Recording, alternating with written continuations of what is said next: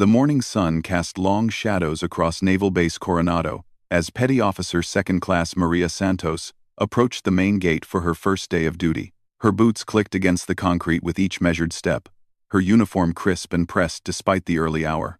The other sailors had made it clear what they thought of her assignment.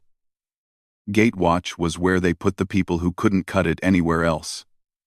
They said it was a joke position, a place to stick someone until they figured out what to do with them. Maria had heard the whispers in the mess hall the night before. The guys from her class were already talking about their assignments to various SEAL teams and special operations units. Meanwhile, she was being sent to check IDs and wave cars through a checkpoint. The laughter had been barely concealed when her orders were read aloud. Even Chief Petty Officer Reynolds, who was supposed to be her mentor, had shrugged and said maybe it would be good experience for her to learn how things worked from the ground up. But Maria Santos had not made it through 2 tours in Afghanistan and earned her Navy Cross by backing down from challenges. The daughter of a Marine sergeant and a Navy nurse, she had grown up understanding that respect was earned, not given. Her father had taught her that every job in the military mattered, from the cook who fed the troops to the admiral who planned operations. Someone had to guard the gate, and if that someone was her, then she would be the best gate guard the base had ever seen. The outgoing watch team was already gathered at the guardhouse when Maria arrived. Petty Officer Jenkins, a lanky sailor from Ohio, looked relieved to see her. He had been pulling double shifts while they waited for a permanent replacement, and the exhaustion showed in his eyes. His partner, Seaman Rodriguez, was younger and seemed more curious about Maria than eager to leave. Jenkins walked her through the basic procedures with professional efficiency. Check every ID, no exceptions. Verify the access list for visitors. Watch for anything unusual. Run random vehicle inspections. It seemed straightforward enough, but Maria listened carefully to every detail. She asked questions about protocol, about the different types of clearances, about what to do in various emergency scenarios. Jenkins seemed surprised by her thoroughness. Rodriguez stayed behind after Jenkins left, ostensibly to help Maria settle in but really because he was curious. Word had already spread about the new gate guard. A decorated combat veteran with a Navy Cross was not the typical assignment for this post. He had heard rumors about what she had done in Afghanistan, though the details were classified. Something about saving an entire patrol from an ambush and single-handedly holding off insurgents until air support arrived. The first few hours were routine, base personnel arriving for morning duty, delivery trucks bringing supplies, and contractors reporting for various projects. Maria checked every ID with careful attention, cross-referencing names with her access lists and making note of any discrepancies. She was polite but professional with everyone, maintaining the proper military bearing that had been drilled into her since basic training. Around 10 in the morning, a black sedan with government plates approached the gate. Maria stepped forward and signaled for the driver to stop. The window rolled down to reveal a middle-aged man in an expensive suit, clearly irritated at being stopped. He held out a government ID with the casual expectation that she would wave him through immediately. Maria took the ID and studied it carefully. It belonged to Deputy Undersecretary David Kellerman from the Department of Defense. The photo matched, and the credentials looked legitimate. She checked her visitor access list and found his name, properly authorized for a meeting with the base commander. Everything was in order, but something nagged at her. The man's behavior, his assumption that the ID was sufficient, reminded her of contractors in Afghanistan who thought their connections made them exempt from security procedures. She handed the ID back and asked him to step out of the vehicle for a standard security check. Kellerman's face flushed red with indignation. He demanded to know who she thought she was, questioning his authority. He had been visiting this base for years, he said. Everyone knew him. This was completely unnecessary harassment. Maria remained calm and professional. Security protocols required random vehicle inspections, she explained. No one was exempt, regardless of rank or position. She had her orders, and she intended to follow them. Kellerman became more agitated, threatening to have her disciplined for delaying important government business. He pulled out his cell phone and made a call to someone he claimed could straighten out this situation immediately. Rodriguez watched from the guardhouse with growing concern. He knew that crossing the wrong civilian official could end a military career very quickly. Maria seemed completely unfazed by the threats. Methodically conducting her inspection of the vehicle, she checked the trunk, looked under the seats, and ran a handheld scanner over the exterior. Everything appeared normal. But she noticed something that made her pause. The car's registration was current, but it had been issued only 3 days earlier. For someone who claimed to have been visiting the base for years, this seemed unusual. She asked Kellerman about it, and he became even more defensive. He had recently purchased the vehicle, he said. His previous car had been in an accident. The explanation was plausible, but combined with his aggressive behavior, it raised additional questions in Maria's mind. She decided to call the base security office to verify Kellerman's authorization. This sent him into a rage. He accused her of racial profiling, of harassment, of exceeding her authority. He demanded to speak to her commanding officer immediately. Maria calmly informed him that she was following standard security procedures and that the verification would only take a few minutes. The call to security revealed that while Kellerman's meeting was legitimate, there had been some confusion about the scheduling. The meeting had originally been planned for the following week but had been moved up at the last minute. The authorization paperwork had been processed quickly, which might explain some of the irregularities Maria had noticed. Satisfied that everything was in order, Maria apologized for the delay and authorized Kellerman to proceed to the base commander's office. He drove off with a final angry glare, clearly intending to file a complaint about her conduct. Rodriguez emerged from the guardhouse with a worried expression. He suggested that maybe she should have been more flexible with someone so obviously important. Maria understood his concern, but she also knew that security protocols existed for good reasons. In Afghanistan, she had seen what happened when people became complacent, when they started making exceptions for VIPs or familiar faces. That was how infiltrators got through, how attacks happened, how good soldiers died. She would rather face discipline for being too careful than live with the consequences of being too trusting. The afternoon brought more routine traffic, but word of the morning's incident had already begun to spread around the base. Some sailors who passed through the gate looked at Maria with new respect, impressed that she had stood her ground with a high-ranking civilian. Others seemed skeptical, wondering if she was trying too hard to prove something. Maria focused on her duties and tried to ignore the speculation. Around 3 o'clock, a convoy of 3 black SUVs approached the gate. This was clearly military transport, but Maria followed the same careful procedures she used with every vehicle. The lead driver, a Navy lieutenant, handed over the convoy authorization paperwork along with his ID. Maria reviewed the documents thoroughly, noting that they were transporting classified materials to a secure facility on the base. Everything appeared to be in order, but Maria noticed something that bothered her. The serial numbers on 2 of the security seals didn't match the numbers listed in the authorization paperwork. It could have been a simple clerical error, but it was exactly the kind of detail that could indicate a security breach. She asked the lieutenant about the discrepancy. The lieutenant seemed genuinely surprised by the question. He checked his own paperwork and confirmed that there was indeed a mismatch. He explained that the seals had been replaced at the last checkpoint due to concerns about potential tampering, but apparently the new serial numbers hadn't been properly updated in the system. He offered to contact his commanding officer to verify the change. Maria appreciated his cooperation and professionalism. This was exactly how security procedures were supposed to work.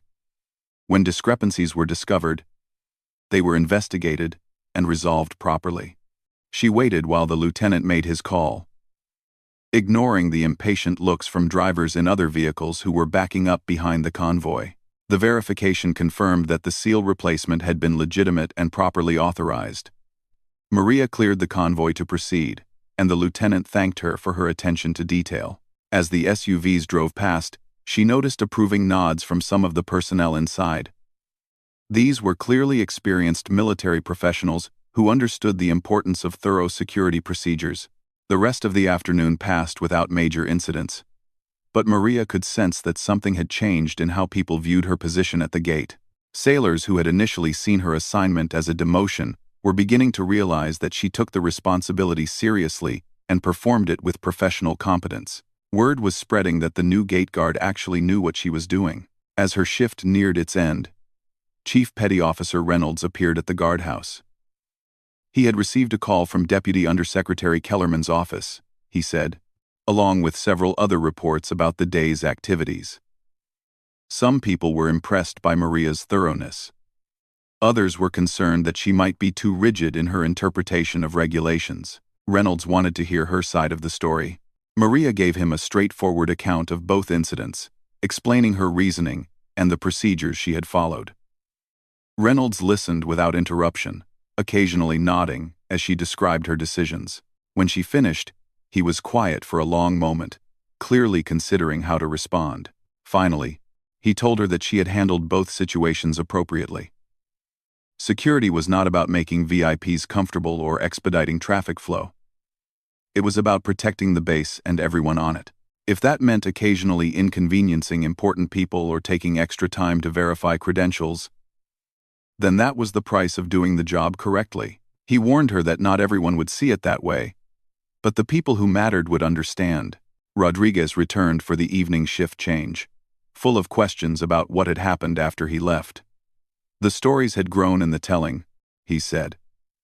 Some people were saying she had detained a Pentagon official for hours. Others claimed she had discovered a security breach that could have compromised classified operations. Maria shook her head at the exaggerations but appreciated that the basic facts seemed to be accurate. As she prepared to leave, Maria reflected on her first day at what everyone considered the least important job on the base. She had discovered that gate duty was actually far more complex and significant than most people realized. The security of the entire installation depended on the people who controlled access. Every person who entered could potentially be a threat. Every vehicle could be carrying contraband or explosives. Every credential could be forged or stolen. Walking back to her quarters, Maria thought about her father's words about every job in the military being important. He had been right. As usual, the gate might seem like a punishment assignment to some people, but it was actually a critical responsibility. Someone had to stand between the base and the outside world. Someone had to be the first and last line of defense. If that someone was her, then she would make sure it was done right.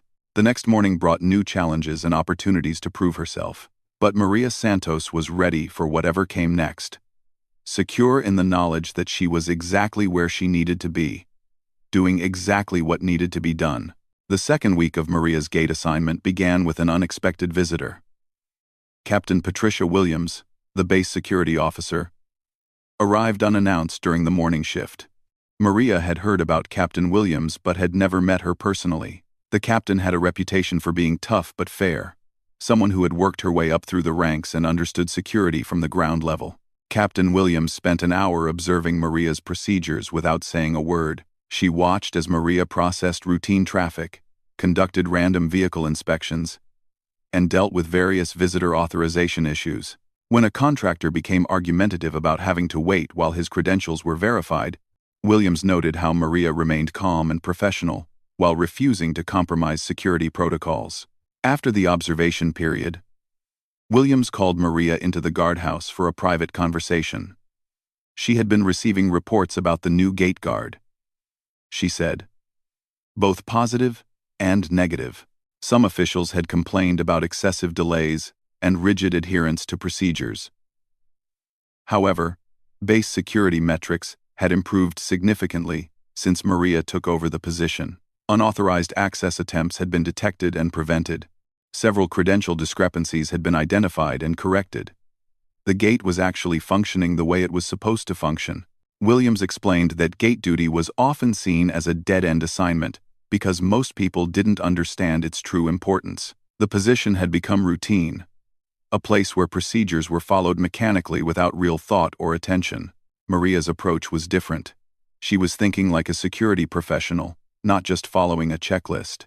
This was exactly what the position required, and Williams wanted to make sure Maria understood that her work was both noticed and valued. The conversation was interrupted by commotion outside. A delivery truck had arrived with supplies for the base commissary, but something seemed wrong. The driver appeared nervous, and his paperwork didn't quite match the manifest. Maria excused herself and went to investigate. with Williams following at a discreet distance. The truck driver was young, probably in his early 20s, and he kept checking his phone while Maria reviewed his documents.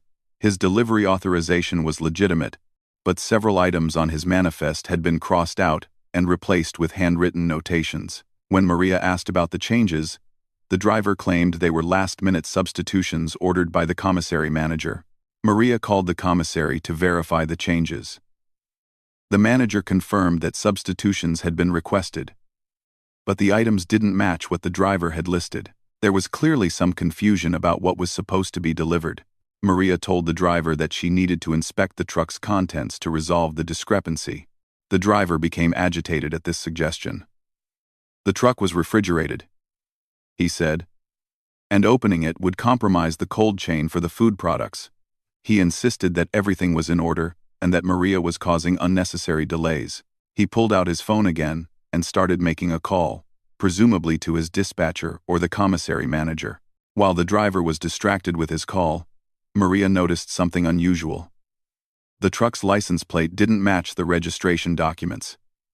It was a small detail that could have been overlooked, but it was exactly the kind of inconsistency that indicated potential problems. She quietly signaled to Williams, who had positioned herself where she could observe without being obvious. Williams approached and introduced herself to the driver, who immediately became even more nervous. She asked to see his commercial driver's license and the truck's registration.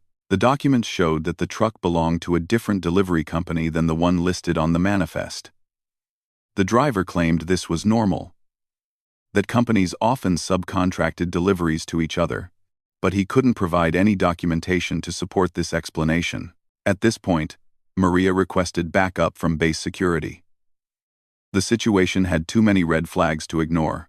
Multiple document discrepancies, nervous behavior from the driver, and inability to provide clear explanations for the inconsistencies all suggested that something was seriously wrong. Williams agreed with the decision to escalate the situation.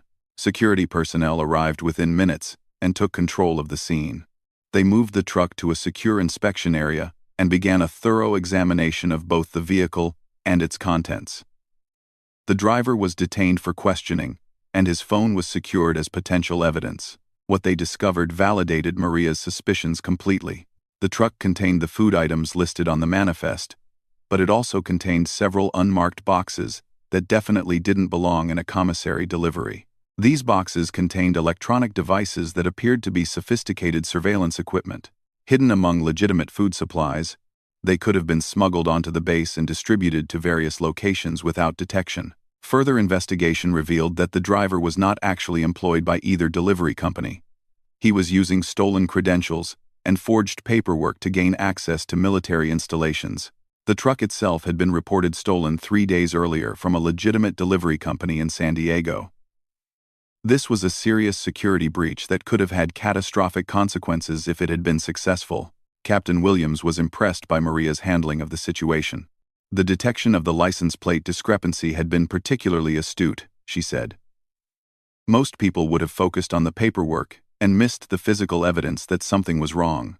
Maria's attention to detail and willingness to trust her instincts had prevented what could have been a major intelligence compromise. News of the incident spread quickly throughout the base. The story grew in the telling, as military stories always do. But the basic facts were clear. The gate guard, who everyone thought was stuck in a meaningless job, had detected and prevented a serious security breach.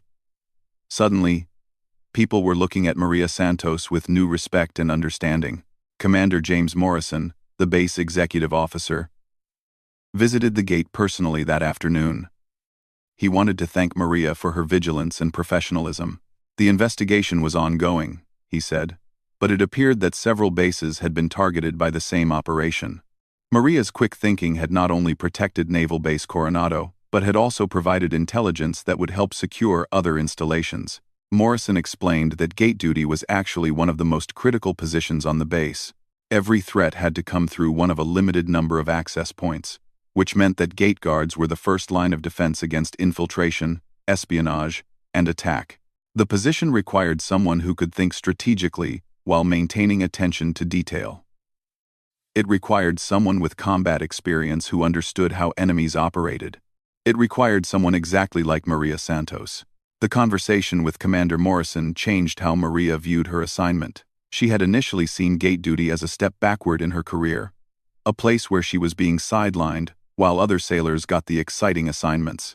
Now she understood that she had been given one of the most important responsibilities on the base.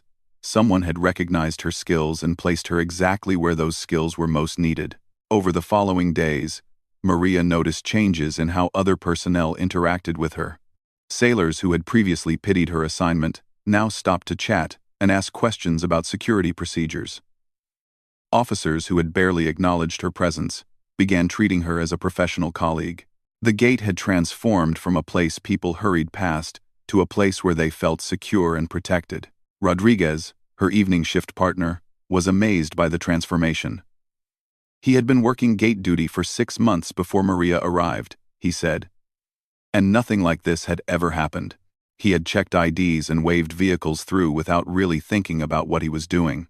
Maria had shown him that the job was actually about analyzing threats, detecting deceptions, and making split-second decisions that could affect the security of thousands of people. Maria began using her downtime to study intelligence reports and security briefings. She wanted to understand the current threat environment and learn about the tactics being used by hostile actors. Captain Williams provided her with access to classified databases and encouraged her to attend security training courses during her off-duty hours. The additional training revealed patterns that helped Maria become even more effective at her job. She learned to recognize the behavioral indicators of deception, the document anomalies that suggested forgery, and the operational signatures that indicated surveillance or reconnaissance activities. Every vehicle that approached the gate was assessed not just for legitimate access but for potential threats. 3 weeks after the delivery truck incident, Maria's enhanced vigilance paid off again. A civilian contractor who regularly visited the base arrived for a routine appointment, but something about his behavior seemed different. He appeared more nervous than usual, and he kept checking the time as if he was operating on a tight schedule. Maria's review of his credentials revealed that while his access authorization was current, it had been renewed just 2 days earlier, under emergency provisions. The paperwork explained that his original access card had been lost or stolen, requiring rapid replacement. This could be perfectly legitimate, but it could also indicate that someone else was using his credentials. She asked the contractor some routine questions about his work on the base. His answers were technically correct, but seemed rehearsed, as if he had memorized them rather than speaking from personal experience. When she asked for additional identification to verify his identity, he became defensive and claimed that his access card was sufficient. Maria politely insisted on additional verification and called the contractor's sponsoring office to confirm his appointment. The call revealed that, while an appointment had been scheduled, it had been canceled that morning due to illness. The real contractor was supposedly homesick, which meant that whoever was standing at her gate was an imposter. Security personnel responded immediately and detained the individual for investigation. He turned out to be a foreign intelligence operative who had been using stolen credentials to access multiple military installations. His mission was to photograph classified facilities and gather intelligence on base security procedures. Once again, Maria's careful attention to detail had prevented a significant security compromise. The second major security success in less than a month established Maria's reputation throughout the naval community. Her name began appearing in security briefings as an example of effective gate procedures. Other bases requested information about her methods and training. She was invited to speak at security conferences about threat detection and access control. But perhaps more importantly, Maria had discovered her true calling. Gate duty wasn't a dead-end assignment or a punishment detail. It was a specialized security position that required intelligence, training, and experience. It was a place where her combat skills, analytical abilities, and attention to detail could make a real difference in protecting national security. As she finished her shift that evening, Maria reflected on how much her perspective had changed. What had started as a disappointing assignment had become a meaningful career opportunity. She was no longer the sailor who got stuck with gate watch as a joke. She was a security professional who had proven her worth through competence and dedication. The best was yet to come, though she didn't know it yet. Word of her accomplishments had reached the highest levels of command, and decisions were being made that would soon change everything about her role on the base. The call came on a Tuesday morning during what should have been routine gate duty. Captain Williams appeared at the guardhouse with an expression Maria had never seen before. A mixture of urgency and concern that immediately put her on high alert. There was a developing situation, Williams explained, and Maria's expertise was needed for something far more critical than normal gate operations. Intelligence reports had identified a credible threat against the base.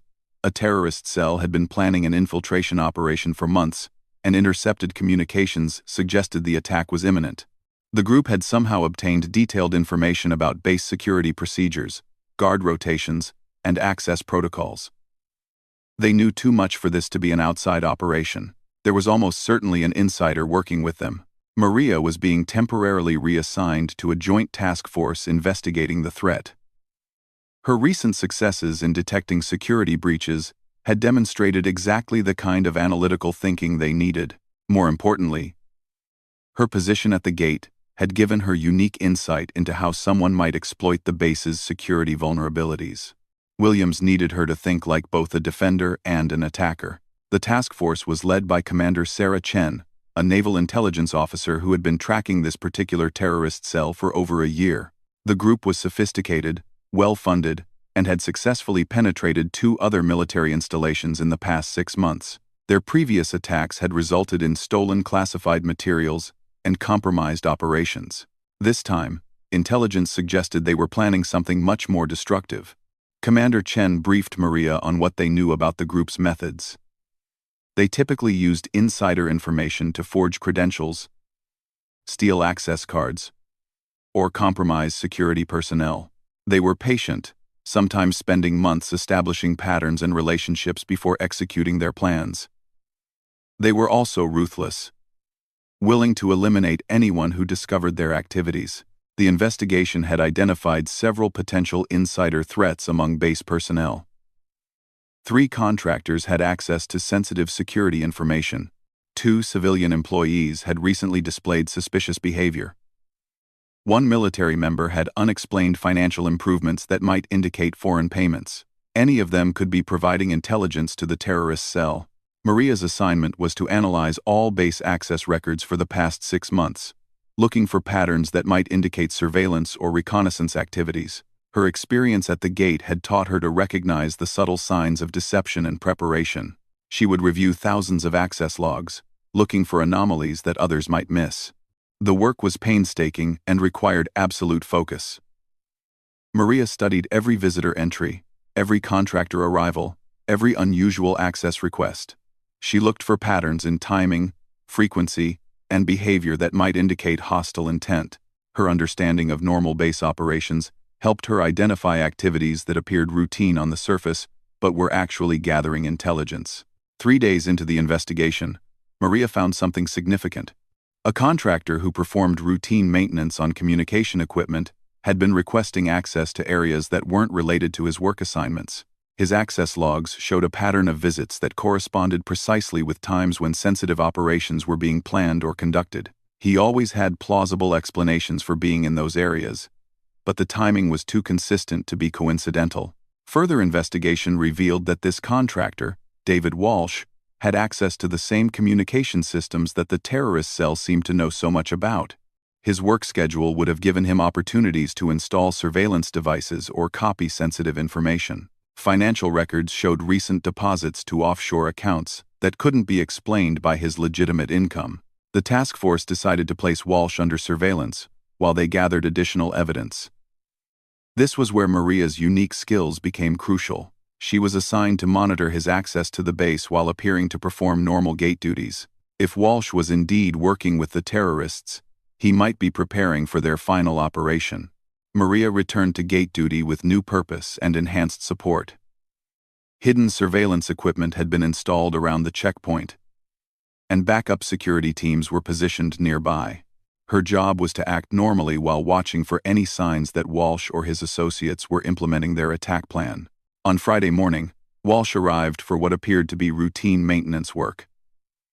But Maria noticed several unusual details about his visit. He was carrying more equipment than usual, including cases that weren't typical for communication system repairs. His vehicle contained items that appeared to be military surplus rather than standard contractor tools. Most significantly, he seemed unusually nervous and kept checking his watch. Maria processed Walsh's credentials normally while secretly alerting the surveillance team. She asked routine questions about his work assignment while observing his responses for signs of deception. Everything he said was technically correct, but his behavior suggested he was operating under significant stress. This could be the day they had been preparing for. Walsh proceeded to his assigned work area, but surveillance teams observed him deviating from his usual patterns. Instead of going directly to the communications center, he made stops at several locations around the base. He appeared to be conducting final reconnaissance, confirming details that would be needed for the upcoming attack. Around noon, additional vehicles approached the gate. These were unfamiliar contractors claiming to have emergency repair authorizations for critical infrastructure systems. Their paperwork appeared legitimate, but Maria's trained eye detected several subtle irregularities. The authorization signatures didn't quite match samples in her database. The vehicle registrations had been issued very recently. The contractors themselves seemed too military in their bearing for civilian workers. Maria realized this was likely the terrorist team implementing their attack plan. She followed normal procedures while secretly activating emergency protocols. The suspicious contractors were processed through the gate according to standard procedures, but every movement was being monitored by surveillance teams. The trap was being set. What happened next would become one of the most significant counterterrorism operations in naval base history. The terrorists, believing their infiltration had been successful, moved toward their targets: the base's command center and communication facilities. They had planned to take hostages while stealing classified information and destroying critical infrastructure, but they had walked into a carefully prepared ambush. Security teams were waiting at every target location. The moment the terrorists revealed their weapons and began their attack, they were confronted by overwhelming force. The operation was over within minutes, with all attackers either captured or neutralized. No base personnel were injured, and no classified materials were compromised. Commander Chen praised Maria's contribution to the operation's success. Her ability to detect the subtle signs of deception had been crucial in identifying both the insider threat and the final attack team. The patterns she had discovered in the access logs had provided the intelligence framework that made the successful ambush possible. But the story was far from over. As word of the counterterrorism operation spread throughout the naval community, requests began arriving from the highest levels of command. The Chief of Naval Operations wanted a personal briefing on the security procedures that had prevented the attack. The Secretary of the Navy requested a written report on gate security best practices. Multiple bases asked for Maria to visit and train their security personnel. 3 weeks later, an unexpected visitor appeared at the gate during Maria's morning shift. A convoy of black vehicles approached with full military honors protocol. As the lead vehicle stopped, Maria stepped forward to process the passengers according to standard procedures, but when the rear door opened, she found herself face to face with Admiral Robert Thompson, commander of Naval Special Warfare Command. Admiral Thompson was a legendary figure in the naval community. A former SEAL commander who had led operations in multiple combat zones, he was known for his personal courage and tactical brilliance. He was also known for his attention to detail and appreciation for excellence at every level of command. His presence at a routine gate checkpoint was unprecedented, but Admiral Thompson had not come to Naval Base Coronado by chance. He had been following Maria's career since the terrorist incident, and he had specific plans for her future. The Navy needed security professionals who could think strategically while maintaining attention to detail. They needed people who understood both combat operations and intelligence analysis. They needed people exactly like Petty Officer Second Class Maria Santos. As Admiral Thompson approached the checkpoint, something extraordinary happened. Instead of presenting his credentials for routine processing, he came to attention and rendered a full military salute to Maria. The gesture was witnessed by dozens of base personnel who had gathered to see the Admiral's visit. For several seconds, the scene was frozen in time. the highest-ranking special operations officer in the Navy, saluting a gate guard. But Admiral Thompson wasn't saluting a gate guard. He was saluting a combat veteran who had earned the Navy Cross for heroism in Afghanistan. He was saluting a security professional who had prevented multiple terrorist attacks through skill and vigilance. He was saluting a sailor who had proven that every position in the Navy, from the most junior to the most senior, was important and deserving of respect. The salute was returned with equal precision and pride.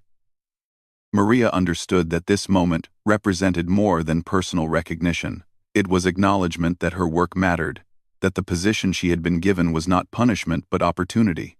It was validation that excellence could be achieved anywhere, by anyone willing to work for it.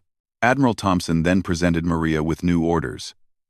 She was being transferred to the Naval Special Warfare Development Group as a security and counterintelligence specialist.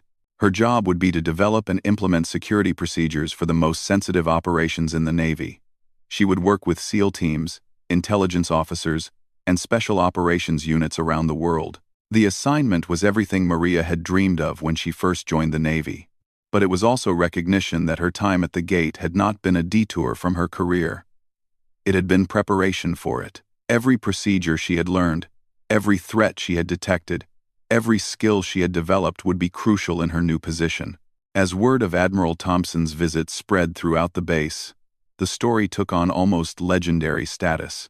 The sailor who had been given gatewatch as a laugh had ended up earning the personal recognition of the Navy's most elite commander. Her journey from what others saw as a dead-end assignment to one of the most prestigious positions in naval special operations became an inspiration to every sailor who felt their current job was beneath their potential. Maria's final day at the gate was marked by visits from personnel throughout the base. Sailors, officers, contractors, and civilian employees stopped to thank her for her service and to wish her well in her new assignment. Many of them admitted that they had initially viewed her assignment as punishment, but had come to understand its true importance through her example. Rodriguez, her evening shift partner, was among the most affected by her departure. Working alongside Maria had transformed his own understanding of their job and his approach to it. He had learned that security was not about following checklists, but about thinking critically and trusting professional instincts. He promised to maintain the standards she had established.